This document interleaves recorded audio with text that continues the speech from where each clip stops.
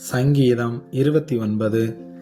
பலவான்களின் புத்திரரே, கர்த்தருக்கு மகிமையையும் வல்லமையையும் செலுத்துங்கள். கர்த்தருக்கே அதை செலுத்துங்கள். கர்த்தருடைய நாமத்திற்குரிய மகிமையை அவருக்கு செலுத்துங்கள். பரிசுத்த அலங்காரத்துடனே கர்த்தரை தொழுது கொள்ளுங்கள்.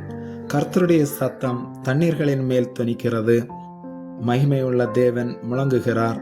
கர்த்தர் திரளான தண்ணீர்களின் மேல் இருக்கிறார். கர்த்தருடைய சத்தம் வல்லமை உள்ளது. கர்த்தருடைய சத்தம் மகத்துவம் உள்ளது. கர்த்தருடைய சத்தம் கேதுரு மரங்களை முறிக்கிறது. கர்த்தர் லீபனோனின் கேதுரு மரங்களை முறிக்கிறார்.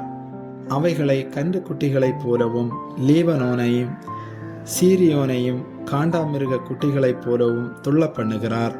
கர்த்தருடைய சத்தம் அக்கினி ஜிவாலைகளை பிளக்கும். கர்த்தருடைய சத்தம் வனாந்தரத்தை அதிர பண்ணும்.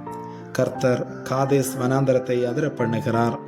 கர்த்தருடைய சத்தம் பெண்மான்களை ஈனும்படி செய்து காடுகளை வெளியாக்கும். அவருடைய ஆலயத்திலுள்ள யாவரும் அவருடைய மகிமையை பிரஸ்தாபிக்கிறார்கள். கர்த்தர் ஜலப்பிரவாகத்தின் மேல் உட்கார்ந்திருக்கிறார். கர்த்தர் என்றென்றைக்கும் ராஜாவாக வீற்றிருக்கிறார். கர்த்தர் தமது ஜனத்திற்கும் பலன் கொடுப்பார்.